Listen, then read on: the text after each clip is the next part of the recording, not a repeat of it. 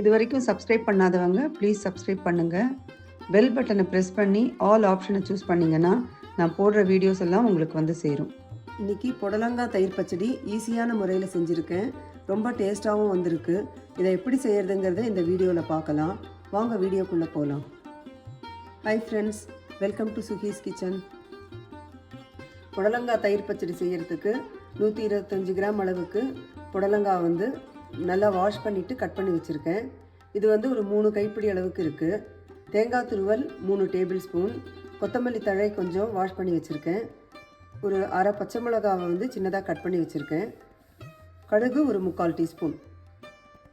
முதல்ல வாணலியில் 2 டீஸ்பூன் எண்ணெய் சேர்க்குறேன். இதில் கடுகு சேர்க்குறேன். இப்போது கடுகு வெடிக்கும்போது பச்சை மிளகாயை சேர்த்துடலாம்.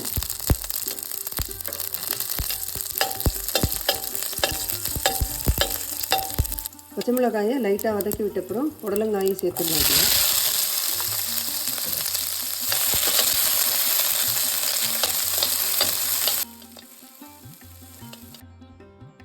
புடலங்காய் நல்லா சாஃப்டாக ஆற வரைக்கும் வதக்கணும். 5-6 நிமிஷமாவது ஆகும். புடலங்காயை வதக்கும்போது 1/4 டீஸ்பூனுக்கும் குறைவாக கொஞ்சம் உப்பு சேர்க்குறேன். கடைசியில் எவ்வளோ தேவையோ சேர்த்துக்கலாம். இதில் கொஞ்சமாக தண்ணி தெளித்தா போதும். ஏன்னா புடலங்காயிலேயே கொஞ்சம் தண்ணி விட்டுக்கும் அதுவே, அதனால் நிறைய சேர்க்கக்கூடாது. இப்போது இதை மூடி வச்சிடலாம். நடுவில் மூடியை எடுத்துகிட்டு நம்ம கொஞ்சம் வதக்கி விடணும். நல்லா சாஃப்டாக ஆற வரைக்கும் நம்ம வதக்கணும். ஒருவேளை தண்ணி இல்லைன்னா தண்ணி கொஞ்சம் தெளிக்கலாம். புடலங்காய் ரொம்ப இலசாக இருந்ததுன்னா சீக்கிரமாகவே வதங்கிடும், இல்லாட்டி கொஞ்சம் லேட் ஆகும்.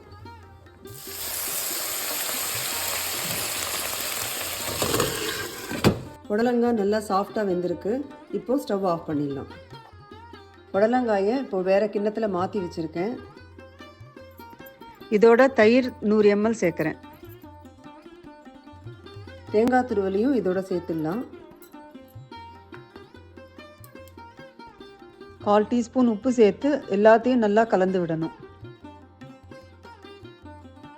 தயிர் ரொம்ப கெட்டியாக இருக்கிறதுனால கொஞ்சமாக தண்ணி சேர்த்துக்கலாம்.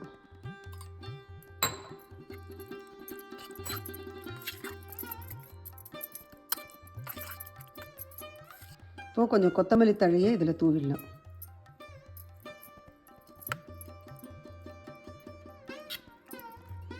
ரொம்ப டேஸ்டியான புடலங்காய் தயிர் பச்சடி ரெடி. இப்போ இதை எல்லா சாதத்துக்கும் சைட் டிஷ்ஷாக யூஸ் பண்ணிக்கலாம். இதை நீங்களும் ட்ரை பண்ணி பாருங்கள். உங்களுக்கு இந்த வீடியோ பிடிச்சிருந்ததுன்னா லைக் பண்ணுங்கள், எல்லாருக்கும் ஷேர் பண்ணுங்கள், உங்கள் கமெண்ட்ஸ் அனுப்புங்க, சேனலை சப்ஸ்கிரைப் பண்ணுங்கள். தேங்க்ஸ் ஃபார் வாட்சிங்.